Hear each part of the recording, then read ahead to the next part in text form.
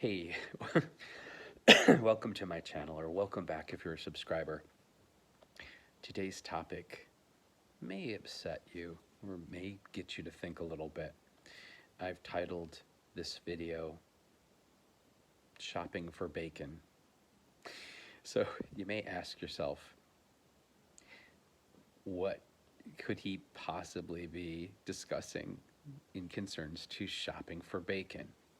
And I feel like I need to carefully and fairly give a little structure to this story before I begin.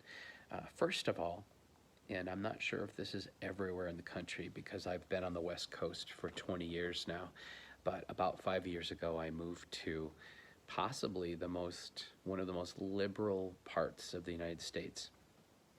And I consider myself a very liberal person, but also a liberal realist.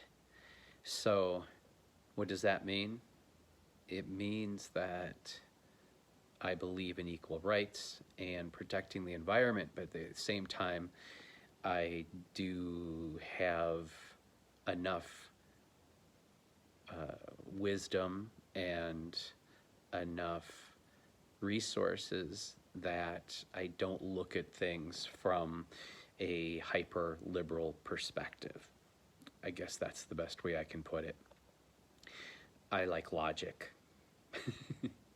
So I've had several incidents recently where I live, and my neighbor told me, who actually grew up here, that where we live in Santa Cruz, California, it is so liberal that they will beat the liberal out of you. In other words, it is so liberal here that it becomes illogical, meaning that sometimes political correctness or certain things that were put in place to protect things or people in the worst case scenario are taken advantage of and turned into these bizarre, nonsensical, abstract situations that keep laws from being effective and keep society from being protected. And you can see that with our crazy homeless population here. We're just a little beach town, and we have a homeless issue that they threw 15 million at last year, and there's really nothing has changed. We have this sweet little downtown that is just classic Americana, and most of the population doesn't want to go down there because out of fear, because people have been attacked, or they definitely won't go down there at night. And it's ridiculous. That is ridiculous. We're not Los Angeles. And yet they're treating the situation as if we were like a major city with major resources to deal with this issue in an overly compassionate way, ignoring the rights of the citizens in lieu of giving all the rights to non-citizens. They're not even truly citizens of our county or many of our state, because I'm a very social person and I walk up and I talk to many of these homeless people, and sometimes I'll give them a little cash even, and I've yet to meet one person who was from this state, let alone from this county. Yet it's our problem, and we're supposed to be providing services and homes and medical, and that doesn't make sense. It doesn't make sense. So back to bacon. So when I look at the world, I'm a very judgmental person. I was raised without conditional love, and I'm very hard on myself, but I'm also, like I said, I may be liberal, but I'm also a realist. I had this incident. I was standing at the bacon, and so I go to this discount grocery place called Grocery Outlet, and it's great because it's like 1 to 1/3 to 1/5 the price, and they still have organic stuff. And I'm standing by the bacon because if I eat bacon, I try to buy bacon without nitrates in it. And if you don't know, I think this is a relevant fact, and I would be interested in knowing that nitrates are a certain kind of preservative which have been known to cause cancer. And is there a cancer problem in the United States? Yes, there is. Who hasn't been touched by it? How many people do you know that are either dealing with it right now or have passed away from it or perhaps survived cancer? So anytime I can avoid putting a carcinogen in my body, I make that obvious choice. So I'm standing at the bacon trying to find in this mountain of bacon, discount bacon, if any of them don't have nitrates, because there is a specific brand there they have sometimes that does not have nitrates in the other crap. And I can sense this person standing to my right, and you have to understand, I'm very conscious about and courteous, always happy, always extremely, I'm from the Midwest, and I brought that to out west with me, and I haven't let go of my Midwest civilities. And I turned finally, because the presence was so, it was so thick, I turned to the right of me, and there's this woman behind her cart, middle age-ish, and just standing there and almost practically tapping her foot because I guess she wants to get to exactly where I'm at. Now, you have to understand, people here, or I find a lot in society now, that nobody knows how to use their adult words anymore. You know, the excuse me, or do you mind if I get in there, or, you know, a little bit of the basic civilities. Like, when did people become so stupid, so unable to articulate? This woman was not a child. You know, this woman didn't have any mental issues. And so I was trying to take the higher ground, and I turned to her because it was obvious that she had some intention that she wasn't able to articulate like a normal adult. And I put a smile on my face and I said, hey, you know, have you ever tried to find the bacon without the nitrates in it? And she looked at me and she scoffed. She literally went, oh God, no. And I was like, it was like I called her the C word. I mean, she was so negative and so, like, I had personally offended her because I'd spoken to her. First of all, God forbid we speak to each other when we're in public. Oh no, don't do that, because we're all privileged to this perfect bubble and we should all be terrified of each other, because if you watch the news, we all have guns and we're all going to kill each other. Believe that and act like that. Blame the government. Blame the minorities, because, you know, that's what's all wrong, not the privileged white woman, middle-aged white woman who can't act normal and be civil to someone being kind to her in the grocery store, who just wants to find some goddamn bacon that isn't going to give him cancer. And I got really angry. I kind of lost it because, like I said, this area I live in right now, so where I grew up, it was very low income. I grew up in a predominantly black neighborhood in Toledo, Ohio, called the Old West End, and it was basically like Detroit, you know, like a mirror of Detroit. And so because of the lack of resources and because of the violence there, people learned about personal space, and people learned about aggressiveness and when not to be aggressive. Here where I live now, because they've been in this safe little bubble for so long, and they've got this crazy sense of entitlement, it's like they're some of the most aggressive, nasty people I've ever met in my life. And they're all living in million-dollar plus houses, and, you know, everybody's got the same stuff around here, but it's like because they've never been challenged, they have this over sense of safety. And I kind of fear for them, because someday that bitch is going to pull that with the wrong person and she's going to get attacked, honestly. Hopefully she never visits Toledo, Ohio. And I'm not saying that's right. I'm just saying it's a reality, because she was a real bitch. And I pretty much told her that and kind of like pushed her along, which I really lowered myself. but I've been putting up with this crap from this community for so long that I'm kind of at my wit's edge.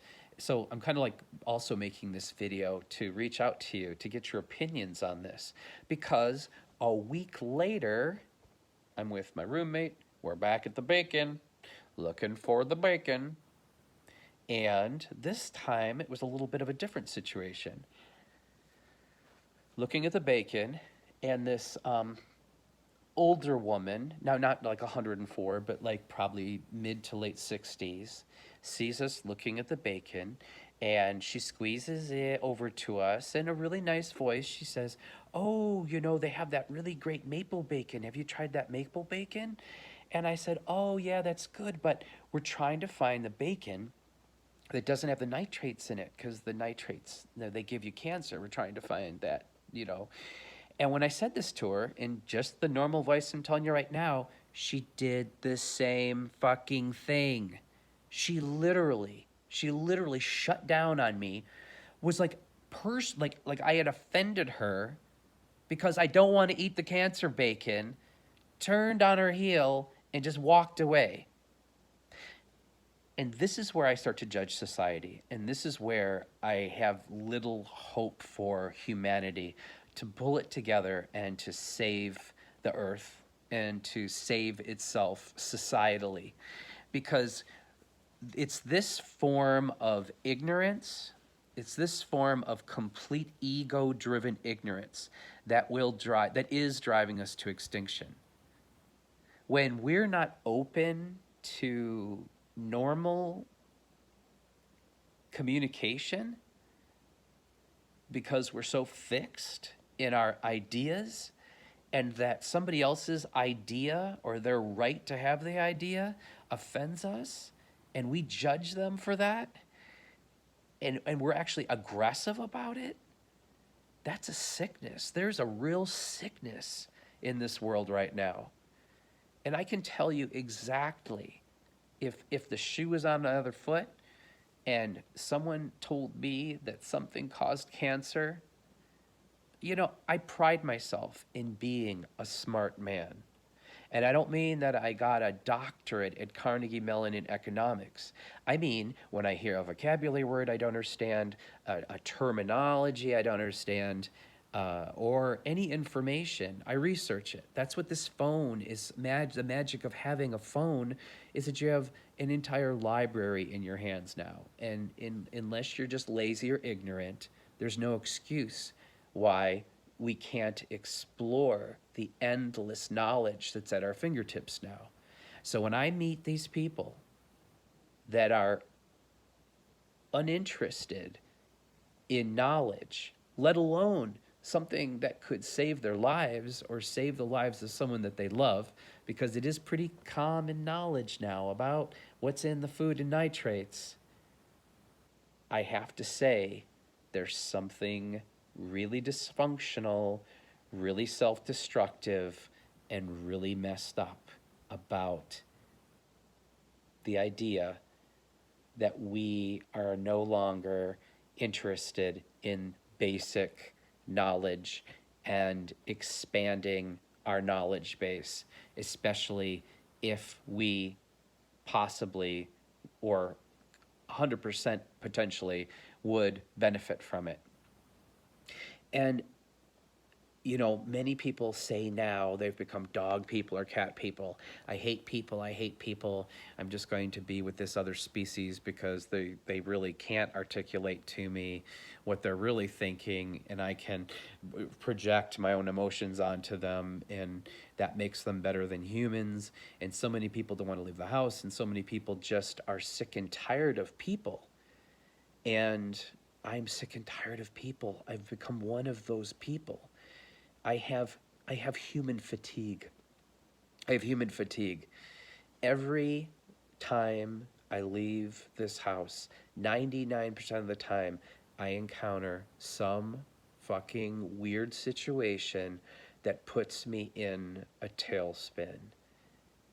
And I don't pray, but I pray that it's just this bubble I'm in, and that someday I'll be able to leave this bubble and go back to the normal world where people can just speak to each other and have open minds and be interested in socializing when they're out in public, and not be terrified of each other, and not be so know-it-all-y and close-minded, because this is poisoning my soul. And I know that you have to allow something into you to create that type of circumstance. But when I look at the world today, like I said, and I look at everything that I perceive as going to hell in a handbag quickly, it's the bacon people that are allowing it to happen. It's that level of ego and ignorance and not caring to know and closing yourself off from reality that allows what's happening politically, economically, ecologically to go on. That's it. If you have any great ideas, besides me telling me just ignore them or just don't give a flying beep, feel free to put your comments below, because I am flailing here. I really, yeah, it's just odd. It's just odd. People are becoming so weird. And you know, this kind of goes hand in hand with the mass shootings too. You know, it's just, there's a poison out there now. There's a real poison, and I can't seem to escape it or avoid it. Nope. Okay. Take care of yourselves. Please take care of each other, because I believe, honestly, how we treat each other on the streets is our ultimate reality. And if you are interested in hearing more of my rants, raves, organic gardening, money-saving tips, and occasional magic, and of course art, when I'm not in these negative spaces and actually want to create something beautiful for the world, please subscribe. It helps. Thank you. Bye.